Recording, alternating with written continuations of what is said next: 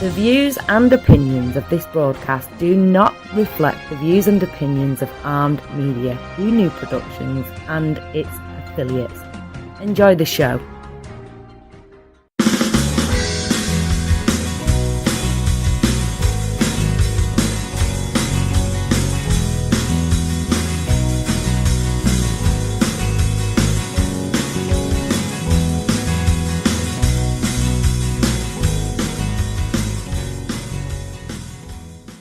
Good evening and welcome to the Leadership with Biana Kovic show. Thank you for being with us tonight. Our topic, leadership, focuses on leaders such as yourselves. We believe that leadership is a skill that can be learned through practice and awareness. Throughout the show, we will be talking about leadership traits such as generosity, curiosity, clarity, gratitude, approachability, humility, accountability, and many others, and how they help leaders become more effective when working with individuals, teams, or organizations. We hope that our conversation will help you become more effective and reflective when it comes to your own leadership practices and enable you to leave a positive legacy. Our very special guest tonight is Susanne Mueller. Susanne is originally from Switzerland but resides in New York City. Susanne has an MA in Organizational Development and Leadership and a BA in Psychology and an Executive Coaching Certificate from Columbia University. She worked for Swiss Airlines that allowed her to travel to 50-plus countries, followed by the Swiss mission to the United Nations and NASA in HR. Susanne is a global executive business coach focusing on leadership and performance and is also a facilitator for mindfulness coaching. To give back, Susanne has been a mentor for the Sherry Blair Women's Mentoring Program and stands beside them, assisting veterans integrating into civilian lives. Susanne is a certified running coach, completing the full Ironman triathlon distance in Lake Placid, New York, 26 marathon races, and is yogini. Susanne has climbed Mount Kilimanjaro. Susanne's book, Take It from the Iron Woman, Global Business Coaching with Sports Parallel, published in 2017, is available on Amazon. Susanne is also a weekly blogger. Susanne, good evening and welcome to the show. Good evening, Biana. Happy to be on the show. Susanne, you're the CEO of the Susanne Mueller Executive Coaching and Global Consulting. Can you tell us more about your company? Yeah, so I've been on my own for the past 8 years now. I like to be my own boss, so I do executive coaching with people from around the world. I made a list, and so far I have coached people from 60 different countries. So I have my business around the world and mainly my business is online. So for those of us who don't know what executive coaching is, can you tell us a little bit more what executive coaching entails and who is eligible to be coached under the executive coaching umbrella? I think everybody is included. Everybody's an executive. Everybody's a leader. I have been working with many people who are high potential, so people who are eager to move up in their career ladder, but also people who are very curious. They want to move ahead. Some people are startup, and I think anybody is an executive. So it can be male or female. I'm happy to talk to anybody. What I'm hearing, you don't have to be at a certain level in your career to be considered for executive coaching, correct? Yeah, I think these days, like everybody thinks an executive needs to be like, Bill Gates or Jeff Bezos. I think I like to talk to anybody who is curious and who has great aspirations. These are the people that are of my interest. So on your company website, you talked about 5 steps to success. You mentioned that strategy, team building and training, evaluation, planning and execution, and success. Could you tell us more about each? Sure.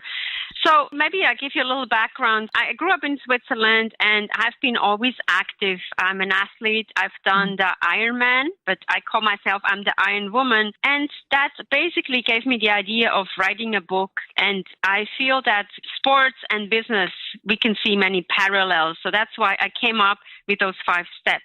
Mm-hmm. And in any venture, you need to have a strategy. Without a strategy, without a good plan, nothing will happen, right? So people say, if you have a dream, it will be a dream, but you need to have a plan with a deadline, and that's how you become successful. And then the other few items are the team building, and you need to have support. Without support, you're just one person in the organization. And as an athlete, you need to train every single day. And I think as a coach, as an executive coach, I also need to train and update my skills. Mm-hmm. Actually, next week, I'm going to the Harvard Coaching Conference in Boston, so I need to learn more.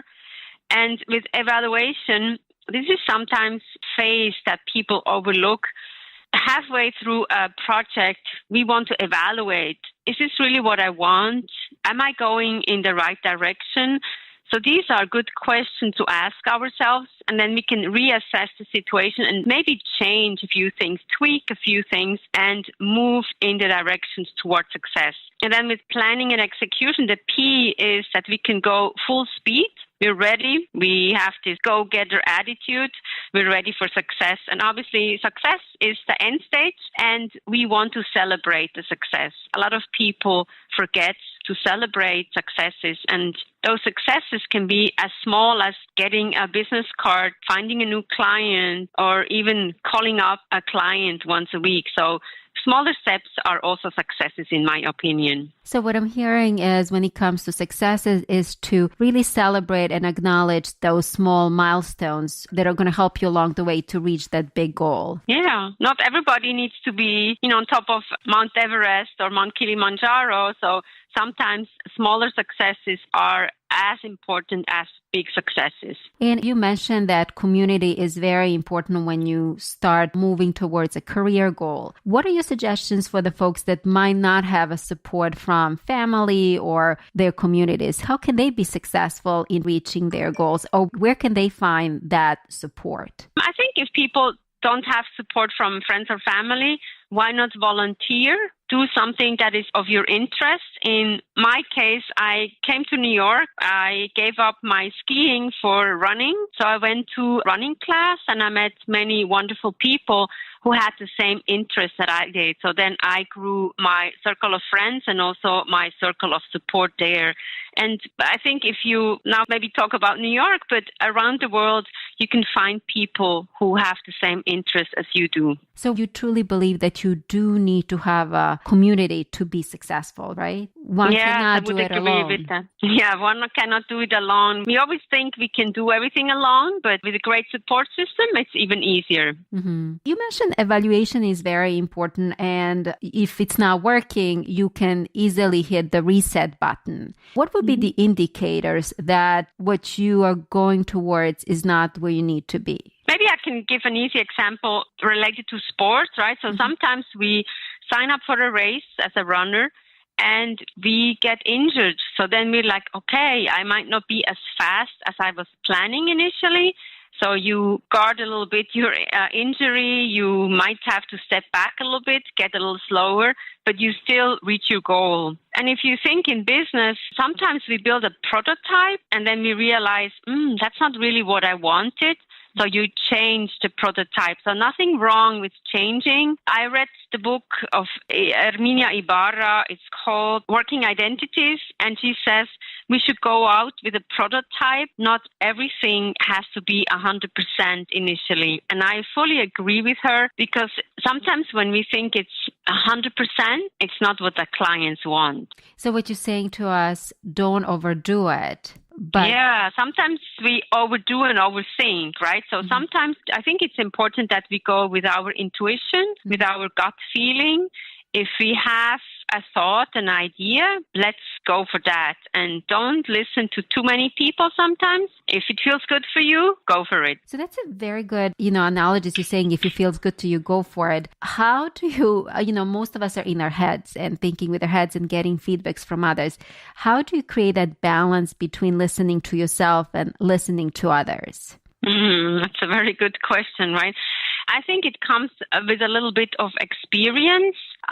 Maybe if you ask me the next question, how do we do it if we don't have the experience, right? Again, listen to other people, read what other people are saying, learn as much as you can, learn from others. But I would also say don't copy others, right? If you have your own idea, go with what your idea is.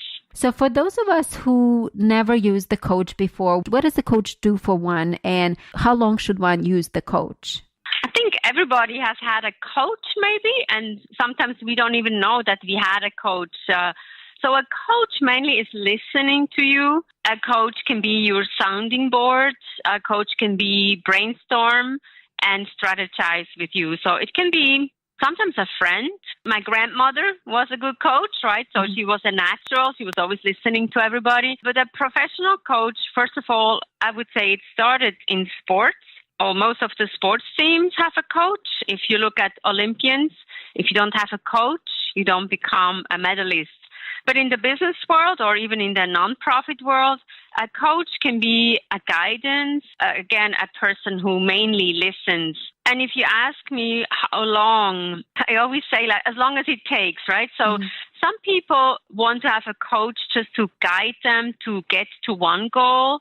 I also see people in the business, they come for a specific question. Some people come for let's have a look at my LinkedIn profile, for example, or my resume.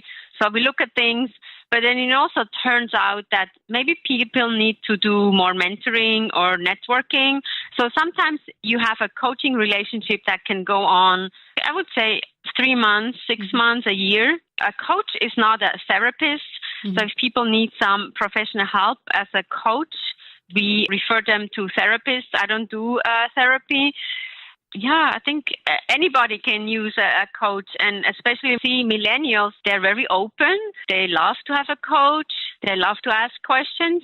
And I also like clients who have many questions, who are curious. So what would be a good indication that the coach is a good fit? Yeah, that's a very important question. A coach has to be really a good fit because it's almost like chemistry. If you're falling in love, there's something in chemistry is happening. If you don't like your coach, it's very difficult. It's also important that the client is open and authentic, and a good coach knows when the client is not open. You see or you feel that there is something missing or that the person are not authentic. So what you're saying to us that it has to be a good fit on both sides, right? Yeah, it's not so easy. I mean, I think I could coach anybody, but I feel most comfortable with people who are similar than I am. So people who are curious, people who are world travelers, people who are interested in sports, or people who are maybe risk takers. I would say as an example, I had a person, very nice, lovely man. He was an accountant, but I don't think we were the best fit. So we did 2 or 3 sessions, and then he says, I think I'm good. It seemed like there was just like not a good connection. And I think this is really important, that there is a super good connection between the coach and the client. And that actually leads me to my next question. How much do you share with your coach? Can you talk to us a little bit about that? Yes, I think it's very important to know, I would say, to know your background, where you're coming from. And that's where I make a huge distinction between therapy and coaching. Typically in coaching, you do not go back tell me about your family and, this was bad and this is not so good. In coaching, you might ask, as an example, I had a client and he was the 5th child of 6 children in his family. So he was competitive and he was always rushing. But then because we knew he was the 5th person or the 5th child in the family, we knew that he always had to rush to the table and get food. Otherwise, the other kids would eat before him. So that's what we need to know. But we don't need to know anything that a therapist would need to know. So what you need to know those little moments of one's life so that you can determine the behavior. Yeah. And what I typically look at are high points and low points in a person's career. We can do like a lifeline. People can draw it. So people go to school, they learn, and then they might go to university. These are high points in their life. And then they get their first job. Maybe they lose a job. They get to the next job. So it's up and down in their lives. And that will help us in the coaching sessions. But it's typically we're looking forward in the coaching. So there are many different coaches and many different coaching styles. Can you talk to us a little bit more about that? I use positive psychology. So I use a thinking or philosophy of focusing on the strengths. I do not like to focus again on the weaknesses of a person, because we can tweak a leader's strengths more so than the weaknesses.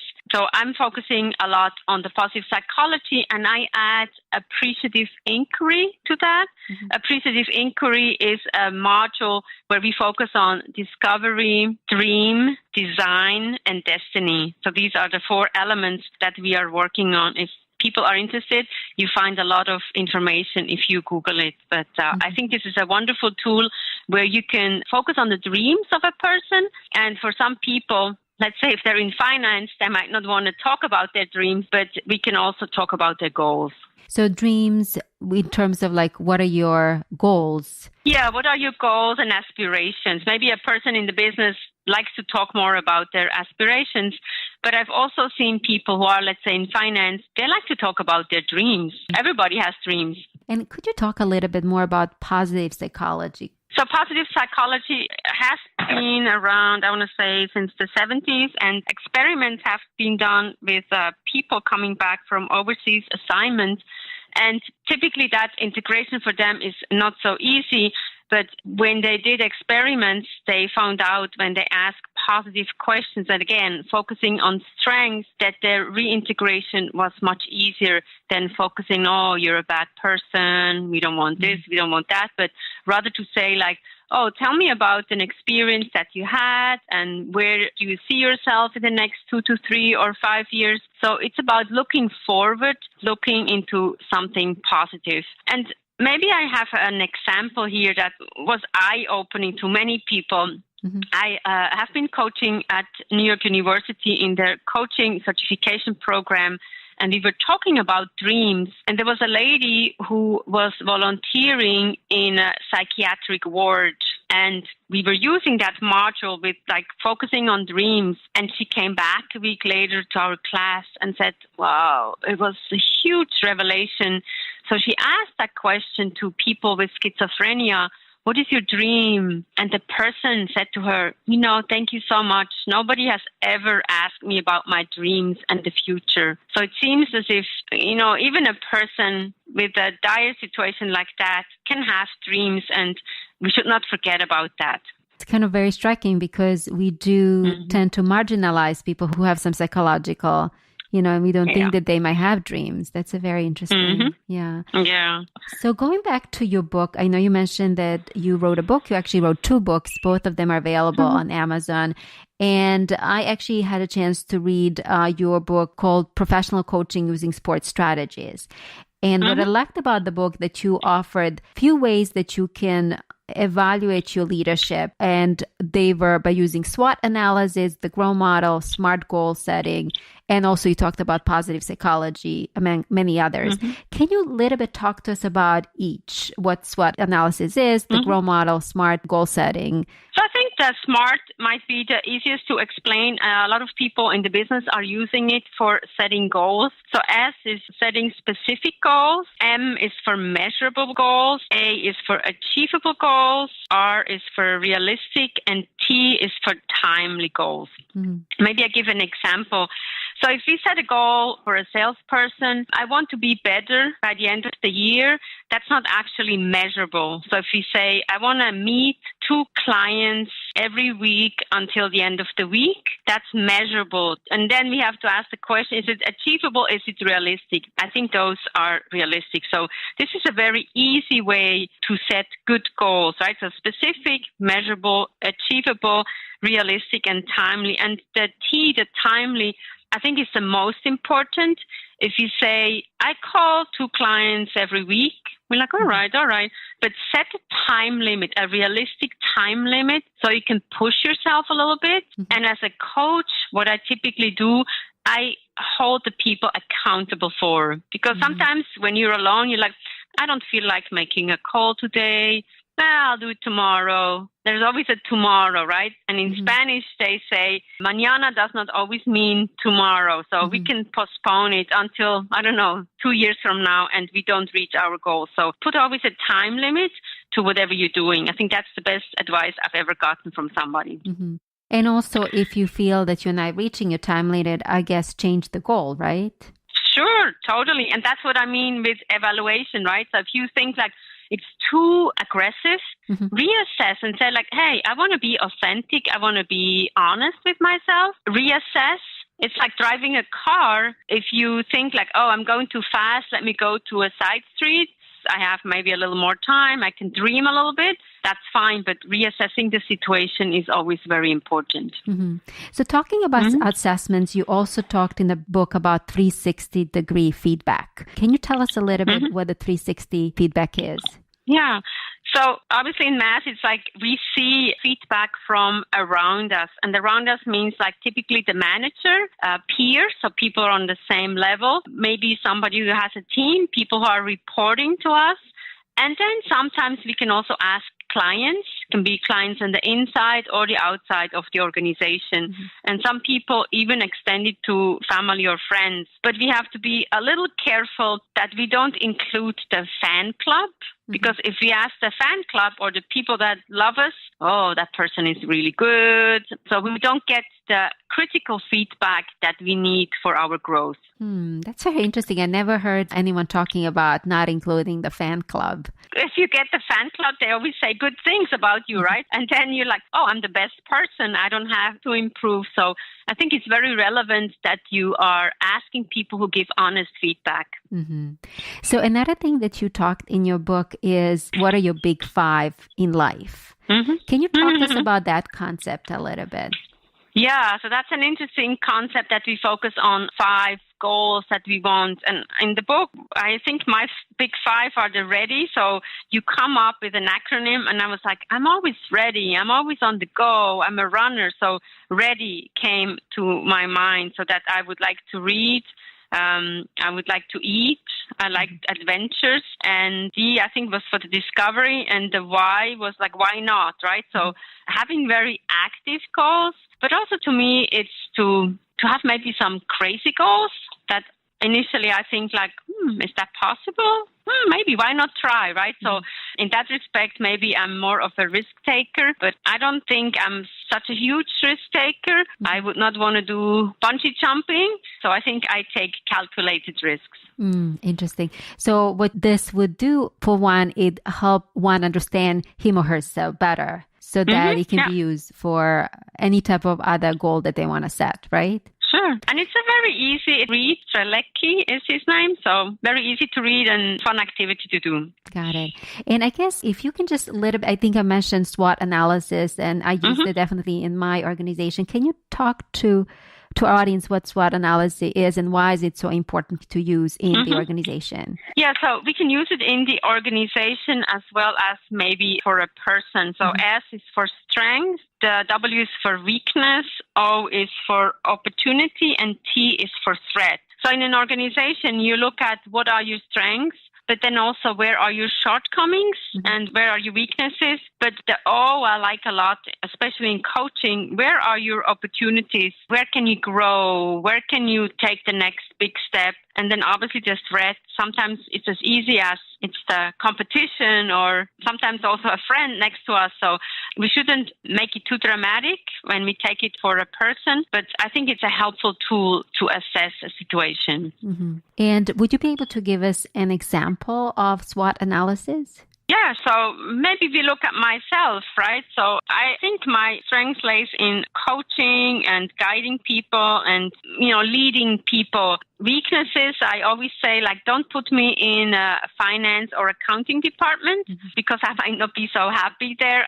Opportunities are I could do the work, I could learn, but the threat, I think, for an organization would be that I would not be a very happy or engaged employee in an organization. Interesting. That might be like a very specific example for an organization. I think they use it more with finance, but if you look at for a person, that might be an example. And then just going back to talk about the GROW model. Can you tell us a little bit more about the GROW model? Yeah, the GROW model is by Sir John Whitmore. He initially was a race car driver, so a person who took many risks, right? Unfortunately, he passed away a few years ago. Big role model for all of us coaches. And the GROW model is actually a very practical model. So you focus on the goals. You focus on the reality where you are now. And that's a very good point. Like sometimes people are just rushing into the future, but it's about where are you now? And then the O, again, is opportunities. And the W is the will or the want. Like what can we do? How much of a will do you have? And when will you do that? So again, a very practical approach for guiding the client to the next level.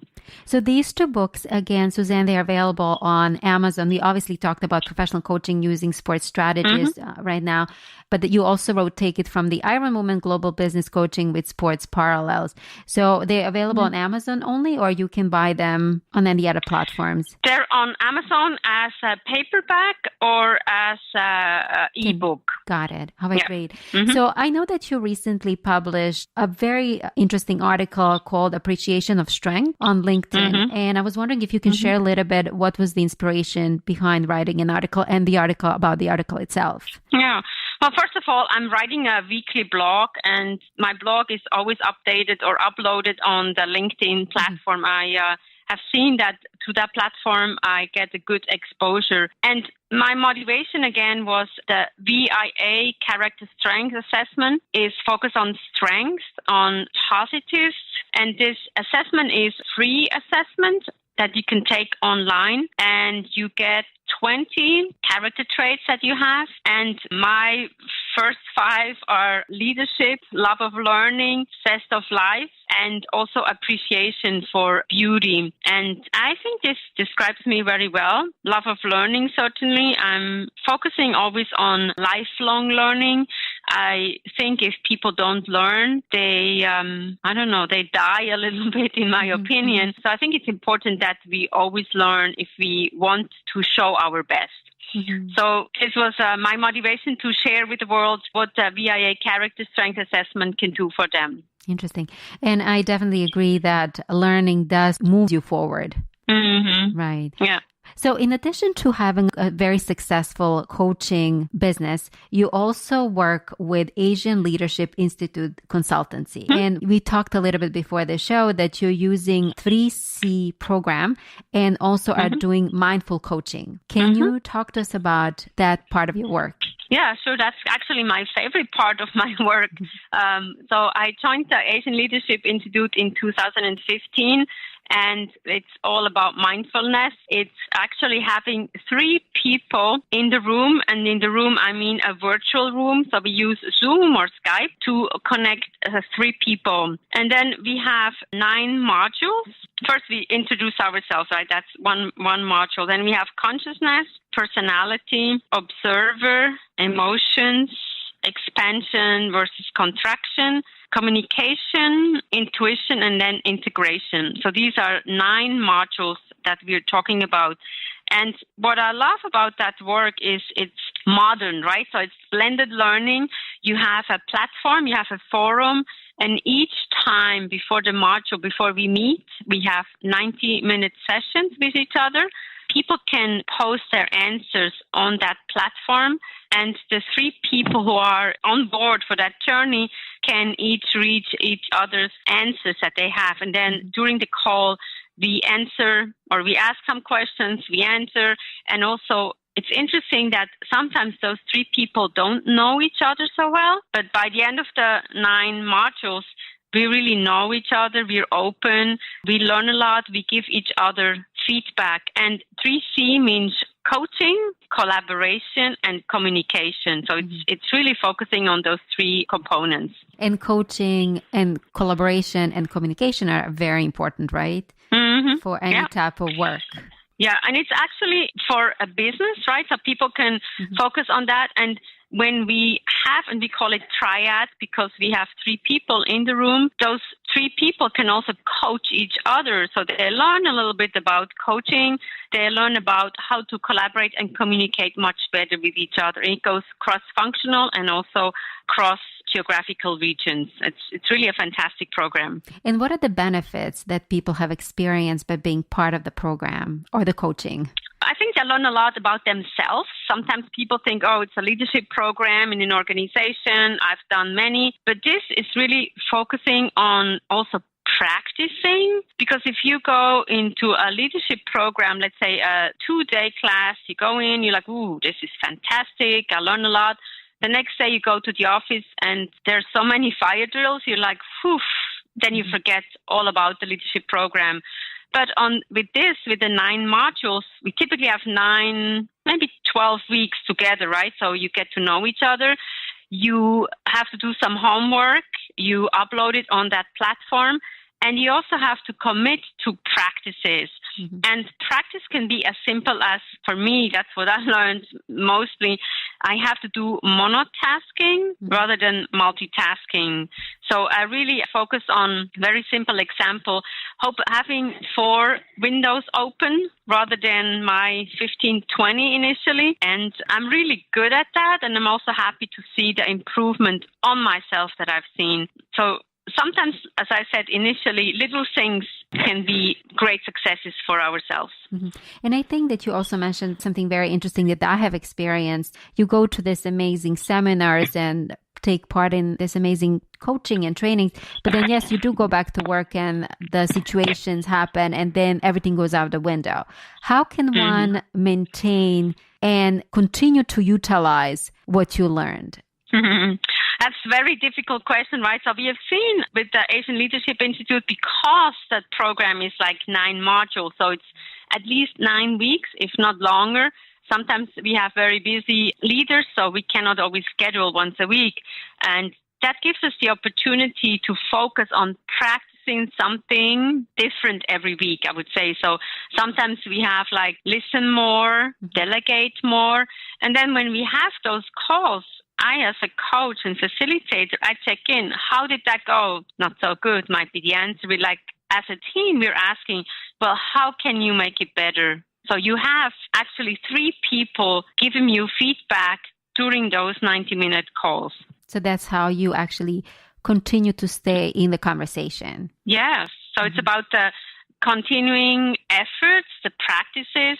And when you look at sports, it's about training, it's about endurance, it's about the stamina. So you have to train. And we know that changing behaviors takes 66 days now. So it's a long time if we want to change behaviors. And we might, unfortunately, always fall back into old behaviors. And what would be the cause for falling back? Well, sometimes you get frustrated, right, with my example of the multitasking.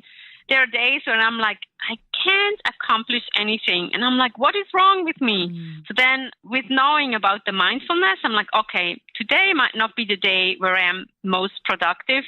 So I go for a walk. Actually, as a solo entrepreneur, you have sometimes the luxury of going for a walk. But if you don't have the luxury to go for a walk, just go outside or walk around the office, talk to somebody. So just stop what you're doing and acknowledge that maybe today is not the best day. And it's okay to be a little frustrated, but then the next day, you're much better. So what I'm hearing is that you have to be very in tune within yourself and also make very frequent check-ins and acknowledge when you're not moving in the direction that you want to go. Yeah, I think that's the most important thing, and be honest with ourselves, right? So we're not a machine, we're a human being, and there are good days and there are bad days. So I'm going to segue a little bit into cross-cultural awareness. Why is that so important, Susan? Well, I think, first of all, I live in New York City, right? And I think this is one of the most diverse places that you can be. When you take the subway as an example, you see people from all around the world. Everybody has a different story. But the thing that is important to me, it's about being open to different cultures, but also be curious about different cultures and appreciate those different cultures. And why do you think it's so important that organizations are hiring more diverse groups? It's probably very simple because diverse people have different ideas. So they bring in more curiosity, more innovation to the organization, and everybody wants to be innovative, right? So if you always have the same people, everybody looks the same, feels the same, then innovation is a little harder to obtain. And you also have a certificate in intercultural readiness check, right? Can you tell us a little bit more about that? Yeah, so that's an interesting certification. It's, I don't like to say testing, but assessing, let's say, people who go on an assignment to a different country. And mainly what it is testing, it's about how can people be okay with ambiguities, right? So we focus on communication, interaction, team building, but one of the most important factors is like, how can you deal with ambiguities, like when not everything is working so well, when you have, let's say, there's no internet, what do? Okay, there might be no internet for 5 minutes. It's okay. People get very stressed out, but what's the worst that can happen, right? So you have a coffee with somebody, you talk, you laugh a little bit, and when the internet comes back, you're okay. So it's not the end of the world. But some people don't feel so comfortable. I think it's people don't feel comfortable being uncomfortable. So this leads me to my next question, which is how do you deal with uncomfortable and how do you make that uncomfortable more comfortable? Yeah, that's a multi-million-dollar question that everybody's asking me. I think it has to do with being authentic, with being honest, and also not taking ourselves so serious, right? So what if something does not work? Okay, what is the best case scenario? What is the worst case scenario? How can we make it happen and everybody is happy? So it's little things that we as a leader, maybe one thing I can add is like a leader needs to be there in a difficult situation.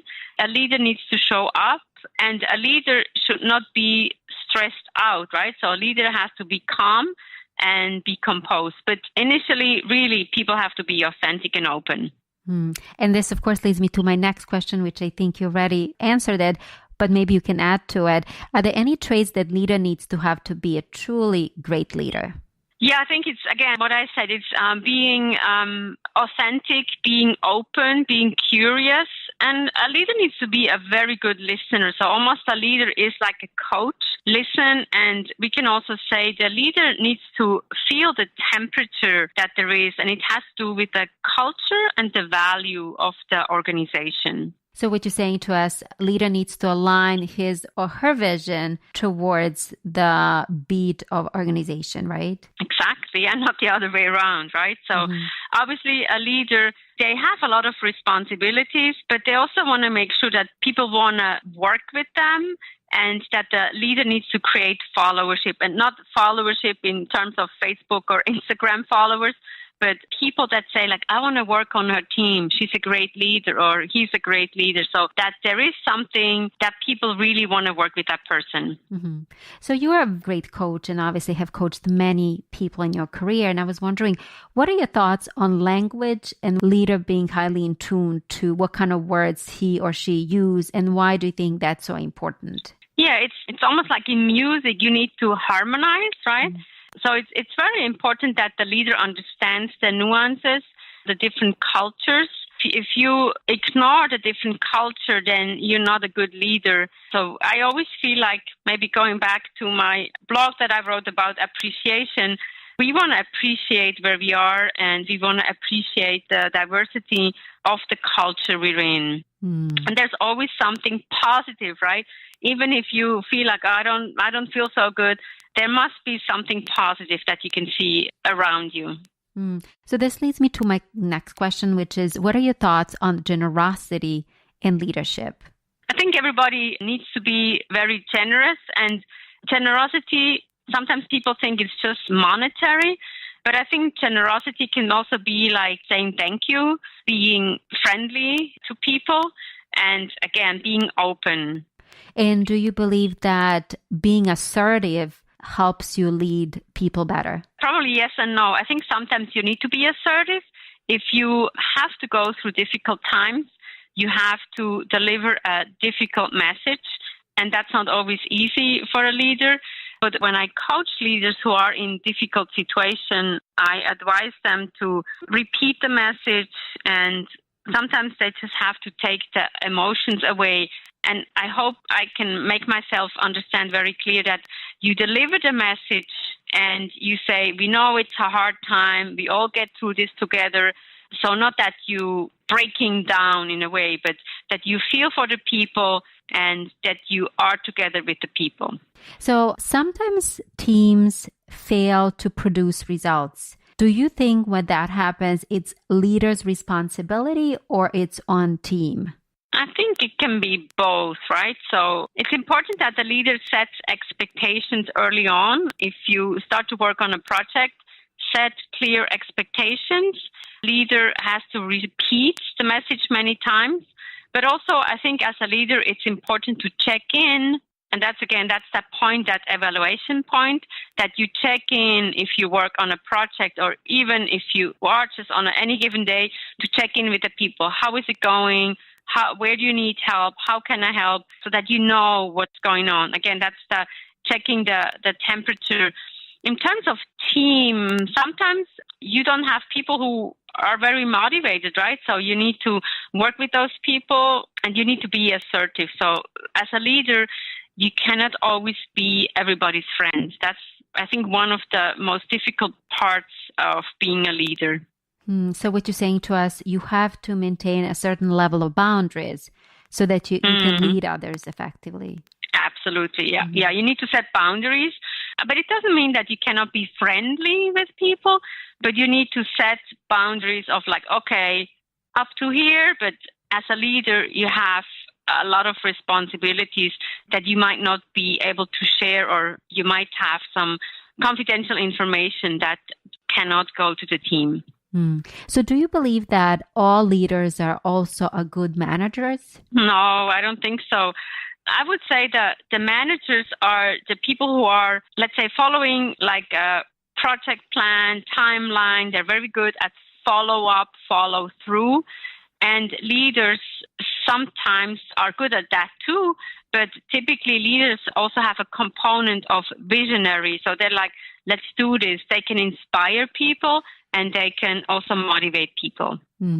So what you're saying to us, leader is more of a sort of that visionary, and manager is more of a doer of implementing that vision, right? In simple terms, yeah. Obviously, there's so much more work to it, but yes, I would agree with that. And what are your thoughts on delegating responsibilities? I think that's a huge part also when you coach, especially high potentials, right? People who are new in a leadership role. Delegation is always like, oh, it's so hard. It's so hard. Well, sometimes I give them an exercise to do, or an activity that they have to think, what would people do if they were not there? And it's kind of like a light bulb that goes up, and they're like, oh, yeah, that's a good idea. So delegation means also like empowering the people to come up with a solution, and that they will come with a recommendation all the times when they have a question for the leader. So obviously, when you have people that are on board with you and you have a great working relationship, then delegating is easier. What are your thoughts on dealing with the difficult employees, or employees that are sort of on a different beat than you are? I think that's the hardest, right, for a leader. in a way, we have to think that sometimes a leader comes new into an organization and you cannot pick the team. So people are there already, so you have to work with the people. But it's about setting clear expectations, great communication, and also, what we do with the 3C, it's about coaching, collaboration, and communication. Mm-hmm. So you always go back to 3Cs to reestablish connection. I would say so, yeah. Mm-hmm. I mean, it's all about communication. If you are a good leader, if you're in front of the people, if you communicate well, what's not to like about that leader, right?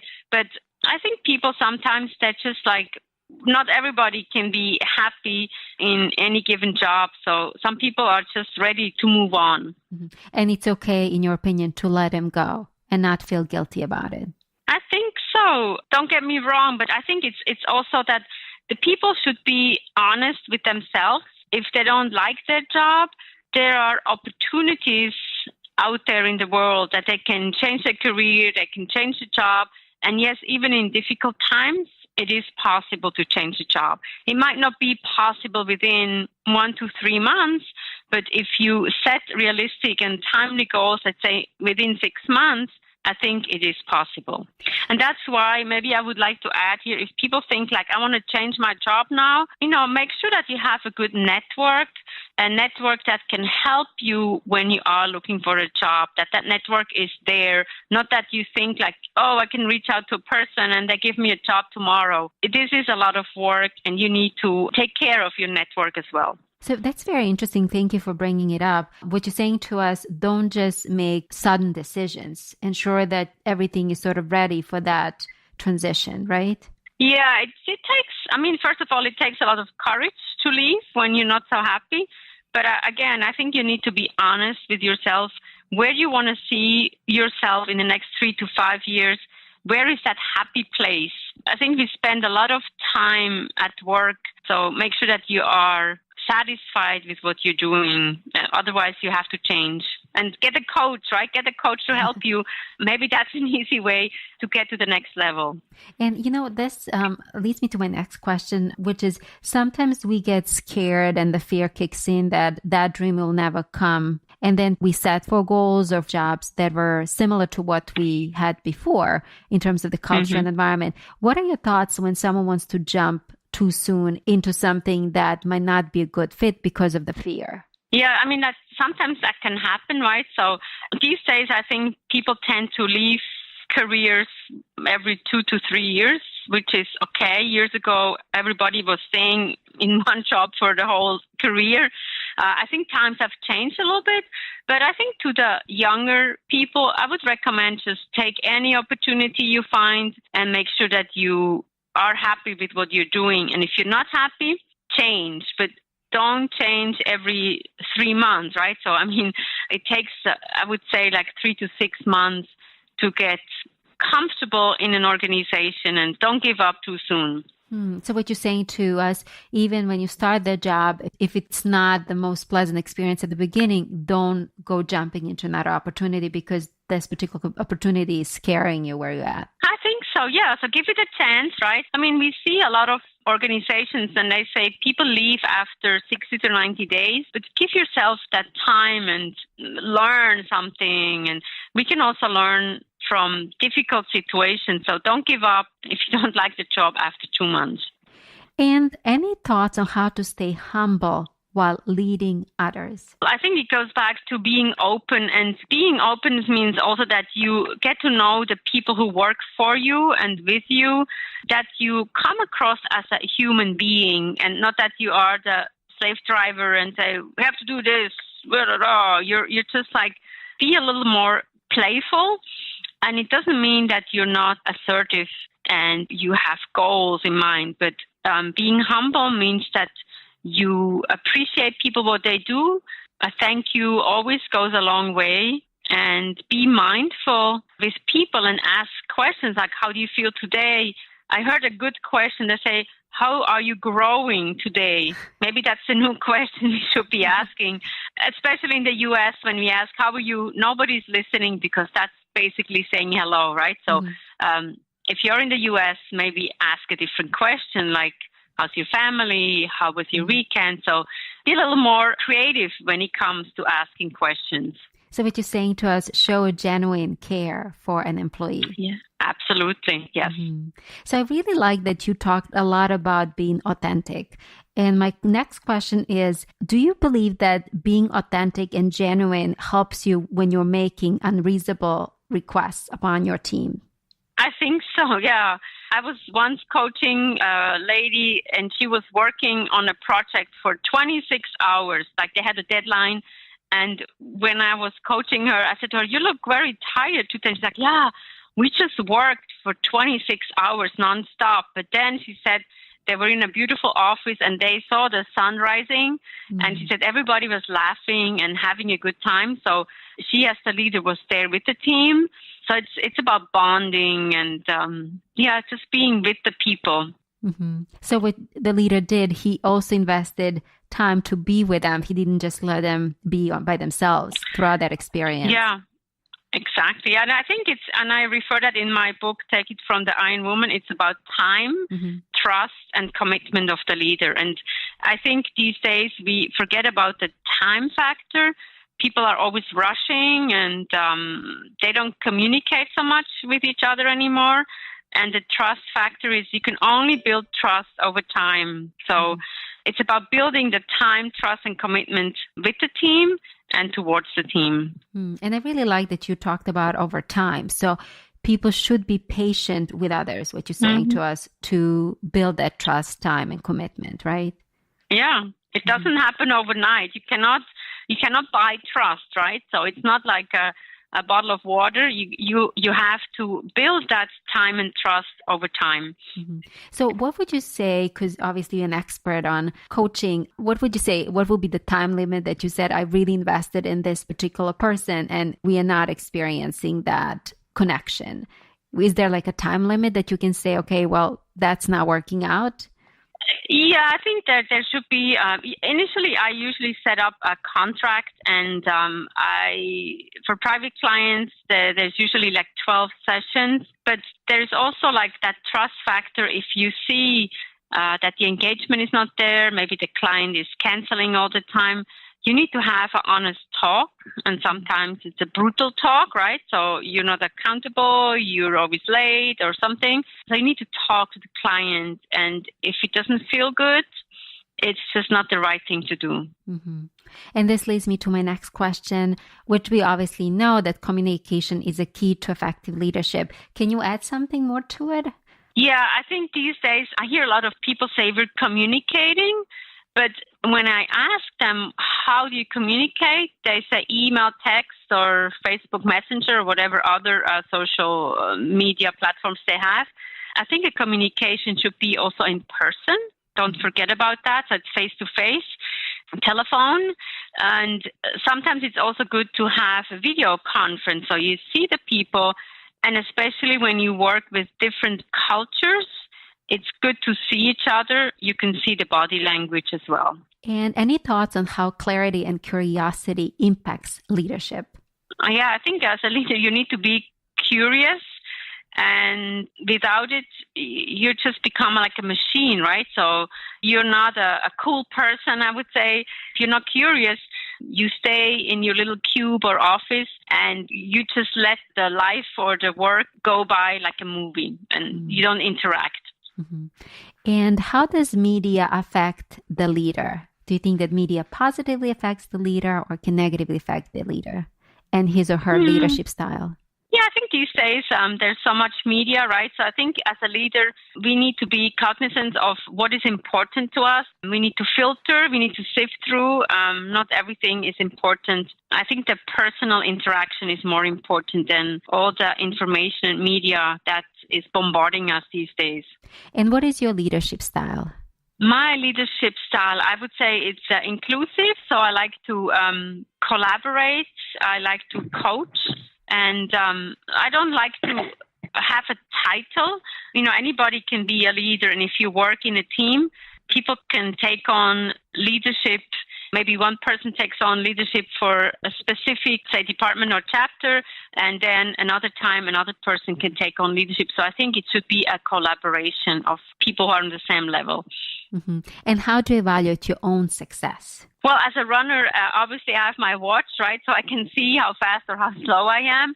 In the business world, I think when I get testimonials from my clients, I have one client and I think we talked about dreams, and she quit her job and now she writes a book, right? And she not only has written one book, I think she's working on a trilogy.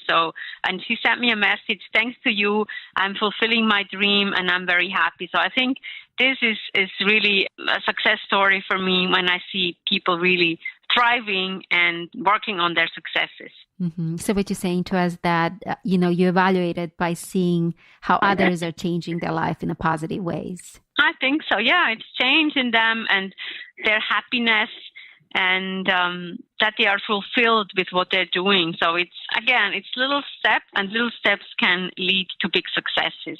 Mm-hmm. And what is your mission in life? My mission in life is think like the pro, but also be the pro. So I want to give my best all the time. Maybe I'm a little bit of a perfectionist, but I like to give my best, and I like to give my best to the people that I work with. Any final thoughts? I think it's for the people who are listening, just follow your dreams, have many dreams, be ready when that opportunity comes around, and grab those opportunities. So I think it's about networking. It's finding the right people, maybe find a mentor, and good luck with all the great opportunities that are coming around, and don't be afraid. And how can people get in contact with you? Yeah, I love to hear from everybody. So actually my website has all the information. So it's SusanneMueller.biz, and I will spell it out for you.